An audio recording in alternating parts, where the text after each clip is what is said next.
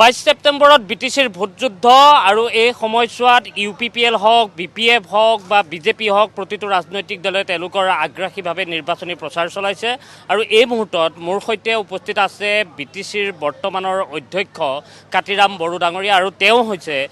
বাগানপাৰা পৰিষদীয় সমষ্টিটোৰ UPPLৰ প্ৰাৰ্থী। এইবাৰো আপুনি UPPLৰ প্ৰাৰ্থিত্ব লাভ কৰিছে। এই সমষ্টিটোত আমি দেখিছোঁ যে BPFৰ প্ৰাৰ্থীও আছে, বিজেপিও তেওঁলোকৰ প্ৰাৰ্থিত্ব প্ৰক্ষেপ কৰিছে ৰেখাৰাণী দাস বড়োক। গোটেই যুঁজখন কেনেধৰণে চলিছে? কাৰণ বিজেপি আৰু UPPL আপোনালোক মিত্ৰতাৰ মাজেৰে আছিল। সমান্তৰালভাৱে যদি আমি BPFৰ কথাটো কওঁ, বিধানসভাত দিছপুৰৰ বিধানসভাত তেওঁলোক ফ্ল'ৰত তেওঁলোকে মিত্ৰ হিচাপে আছে, ফ্ল'ৰত সমৰ্থন তেওঁলোকৰ আছে। গতিকে এই যুঁজখনত আপোনালোকে UPPL, বিজেপি, BPF তিনিটা পৃথক ৰাজনৈতিক দল। BPFৰ সৈতে আপোনালোকে আগতেও নিৰ্বাচনী যুঁজত নামিছে। বিজেপি এইবাৰ আপোনাৰ সৈতে পৃথকভাৱে নিৰ্বাচনী যুঁজত এই সমষ্টিটোত আছে। কেনেধৰণে আগবাঢ়িছে? আমাৰ যি 2025 যি BTC নিৰ্বাচন, এই BTC নিৰ্বাচন 22 ছেপ্টেম্বৰত অনুষ্ঠিত হ'ব আৰু যিহেতু MCC ঘোষণা হোৱাৰ পিছত প্ৰাৰ্থীবিলাক ঘোষণা হৈছে আৰু তাৰ পিছতে ইয়াত যি নিৰ্বাচনী যিখিনি প্ৰচাৰ, এই প্ৰচাৰ সকলো দলে ইয়াত প্ৰচাৰ চলাই আছে। ইয়াত দেখিছোঁ যে আমি 2020 চনৰ যিটো BTC নিৰ্বাচন, এই BTC নিৰ্বাচনৰ আগত আমি গোটাই দলখিনিয়ে সুকীয়া আমি ইয়াত নিৰ্বাচনত প্ৰতিদ্বন্দ্বিতা কৰিছিলোঁ। পৰৱৰ্তী সময়ত আমি 2020 চনত 15 ডিচেম্বৰত আমাৰ প্ৰমোদ বড়োৰ নেতৃত্বত ইয়াত এলায়েন্স এটা গভমেণ্ট হৈছিল আৰু এলায়েন্স গভমেণ্ট আমি ইতিমধ্যে প্ৰায় আমাৰ যি কাৰ্যকাল, এই কাৰ্যকাল আমি সম্পূৰ্ণ কৰিছোঁ, সম্পূৰ্ণ প্ৰায় হৈছে, কিন্তু আগতীয়াকৈ হোৱাৰ কাৰণে এইটো সম্পূৰ্ণ নহ'বগৈ। দেখিলোঁ যে যিহেতু আমি 2020 চনৰ সুকীয়াকৈ নিৰ্বাচনত প্ৰতিদ্বন্দ্বিতা কৰিছিলোঁ, পৰৱৰ্তী সময়ত আমি একেলগে এলায়েন্স চৰকাৰ গঠন কৰিলোঁ আৰু যেতিয়া নিৰ্বাচন আহিছে আৰু নিৰ্বাচন অহাৰ লগে লগে আমি সুকীয়াকৈ ইয়াত যি প্ৰতিদ্বন্দ্বিতা, এই প্ৰতিদ্বন্দ্বিতা আমি ইয়াত কৰিছোঁ। ইয়াত কাৰো লগত ইয়াত এলায়েন্স নাই। ইয়াত বিশেষকৈ বৰ্তমান সময়ত আগত ইয়াত মুখ্যতঃ দুটা দল আছিলে, UPPL আৰু BPF, কিন্তু এইবেলি 2025 চনত ইয়াত 2025 চনত ইয়াত UPPL, BPF আৰু BJPও এণ্ট্ৰি হৈছে। তো এই হিচাপত যিখিনি মুখ্যতঃ তিনিটা দল, এই তিনিটা দলে ইয়াত আমি সুকীয়া নিৰ্বাচনত প্ৰতিদ্বন্দ্বিতা কৰিছোঁ আৰু আমি এই যি 25 নং বাগানপাৰা সমষ্টি, এই বাগানপাৰা সমষ্টিটো ইয়াত কেন্দ্ৰীয়ভাৱে যিখিনি আমি সুকীয়া প্ৰতিদ্বন্দ্বিতা কৰিছোঁ, আমি এই বাগানপাৰা সমষ্টিটো ইয়াত কোনো তেনেকুৱা কোনো বুজাবুজি নাই। ইয়াত আমি সুকীয়া প্ৰতিদ্বন্দ্বিতা কৰিছোঁ আৰু নিশ্চয় পিছত কি হয়তো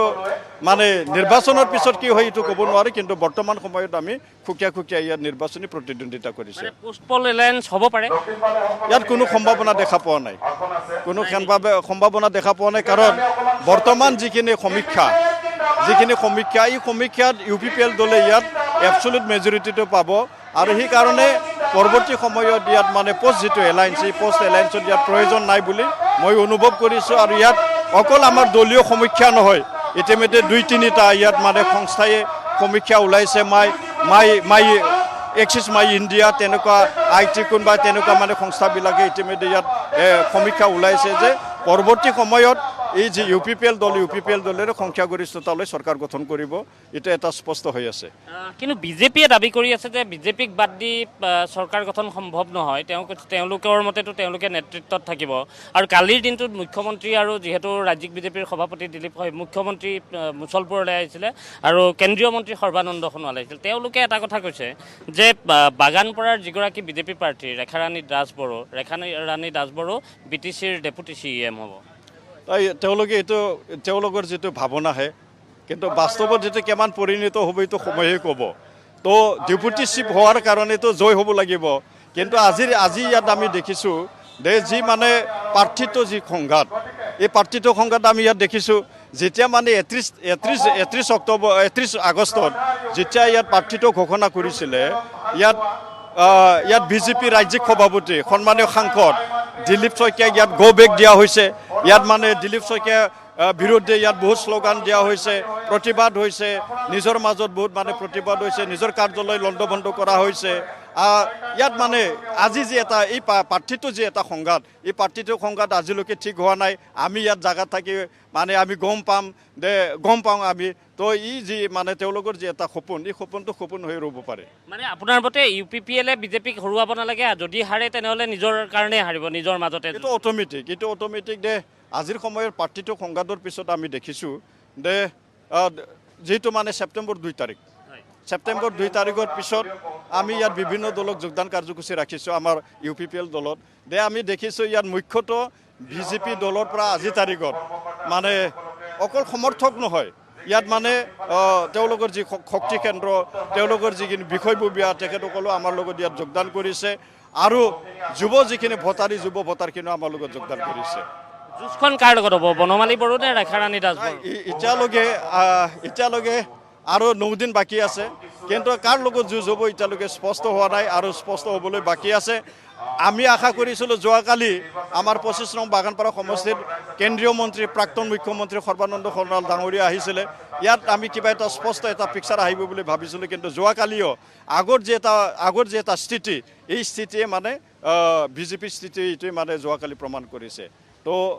আজিলৈকে ইয়াত কাৰ লগত প্ৰতিদ্বন্দ্বিতা হ'ব UPPL এইটো মানে স্পষ্ট হৈ উঠা নাই মানে আত্মবিশ্বাস আপোনালোকৰ প্ৰবল হৈ আছে না এইটোতো মই অকল আত্মবিশ্বাস কৰা নাই ইয়াত আমাৰ সকলো দলৰ কৰ্মকৰ্তাসকল ইয়াত বিভিন্ন স্তৰৰ ইয়াত মানুহখিনি ইয়াত অংশগ্ৰহণ কৰিছে ইয়াত বুদ্ধিজীৱীসকলে অংশগ্ৰহণ কৰিছে ইয়াত মানে যিখিনি মানে সমাজকৰ্মীসকলে ইয়াত স্বতঃস্ফূৰ্তভাৱে মানে অংশগ্ৰহণ কৰিছে যি অংশগ্ৰহণটো 2020ত কৰা নাছিল আমাৰ লগত কিন্তু এতিয়া 2025 চনত তেনেকুৱা মানে ব্যক্তিসকল স্বতঃস্ফূৰ্তভাৱে আমাৰ লগত অংশগ্ৰহণ কৰিছে বিভিন্ন জাতি জনগোষ্ঠীৰ লোক ইয়াত আমাৰ অংশগ্ৰহণ কৰিছে 26টা জাতি জনগোষ্ঠী আমাৰ বিটিআৰ অঞ্চলত আছে আমাৰ বাগানপাৰা সমষ্টিত 14টা জাতি জনগোষ্ঠী আছে সকলো 14টা জাতি জনগোষ্ঠীৰ ইয়াত স্বতঃস্ফূৰ্তভাৱে মানে অংশগ্ৰহণ কৰাটো এইটো মানে 2020তকৈ আমি 2025ত বেছি শক্তিশালী হোৱাটো প্ৰমাণ কৰিছে বিজেপিৰ অধিকাংশ নেতাই এটা কথা কৈছে যে VCDCৰ নামত ৰাক্ষস আছে VCDCৰ নামত নিগনি কিছুমান আছে সেইখিনিক বধ কৰিব লাগিব বুলি কৈছে এবাৰ VCDCৰ ব্যৱস্থাটো নিৰ্বাচনী ব্যৱস্থাৰ মাজলৈ অনাৰ কথা কৈ আছে গতিকে আপোনালোকে এই দিশটোত কি বুলি ভাবে হয় চাওক ইয়াত মানে তেনেকুৱা অভিযোগ প্ৰতি অভিযোগবিলাকতো আহি থাকে কিন্তু VCDC যিটো নিৰ্বাচন এই VCDC নিৰ্বাচনটো এটা গণতান্ত্ৰিক এটা প্ৰক্ৰিয়া হয় কিন্তু VCDC ইয়াত মানে কি কয় ডিসমিস কৰাটো কোনেও সমৰ্থন নকৰে কিছুমান নেতাই কৈছে যে ইয়াৰ পৰা VCDC উঠাই দিব এই VCDC উঠাই দিয়াটোতো তেওঁলোকে মানে যি মানে 6 শিডিউলৰ কথা যেটো মানে ট্ৰাইবেল বেল্ট এণ্ড ব্লকৰ কথা তেখেতসকলে ইয়াৰ ওপৰত মানে অজ্ঞানটো মানে খুচাব কিন্তু VCDC মানে উঠাই দিয়াত কোনো সমৰ্থন নকৰে কিন্তু যেহেতু নিৰ্বাচন ইয়াত গণতন্ত্ৰৰ এটা প্ৰক্ৰিয়া VCDCও গণতন্ত্ৰৰ বাহিৰত নহয় আমাৰ বিটিআৰ গণতন্ত্ৰৰ বাহিৰত নহয় গণতন্ত্ৰৰ ভিতৰতে আছে গণতন্ত্ৰৰ গণ্ডিতে আছে তো সেই কাৰণে যেটো VCDC নিৰ্বাচন এই নিৰ্বাচনৰ কোনো প্ৰতিবাদ কৰিবলগীয়া কথা নাই তেওঁলোকে কৈছে যে মনোনীত নহয় নিৰ্বাচন প্ৰক্ৰিয়াৰ মাজেৰে VCDC হ'ব আহাবাৰবা নাই তাকেতো যেহেতু VCDC নিৰ্বাচন এই নিৰ্বাচনটো গণতান্ত্ৰিক প্ৰক্ৰিয়া হয় তো এইটোতো কোনেও তো বাধা নকৰে কিন্তু বাধা কৰিব যেতিয়া VCDC মানে ইয়াৰ পৰা ডিসমিস কৰিব বিচাৰাটো ধন্যবাদ জনাইছোঁ এয়া আছে কাতিৰাম বড়ো আৰু কাতিৰাম বড়োৱে স্পষ্টভাৱে এই সমষ্টিটোক লৈ কৈছে যে বিশেষকৈ বিজেপি প্ৰাৰ্থীৰ ক্ষেত্ৰত যে বিজেপিৰ নিজৰ যি অন্তঃকণ্ডল আছে প্ৰাৰ্থিত্ব কেন্দ্ৰিক যি সংঘাত আছে সেই সংঘাতে বিজেপিক ক'ৰবাত কণ্ঠেকত পেলাব আৰু UPPLৰ পক্ষত সকলোৰে যি বতাহ আছে সেই বতাহ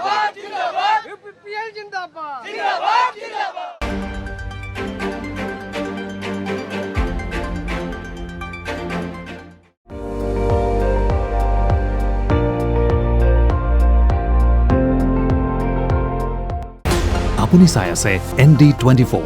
সৰ্বশ্ৰেষ্ঠ নহয় সৰ্বোত্তমৰ দৌৰত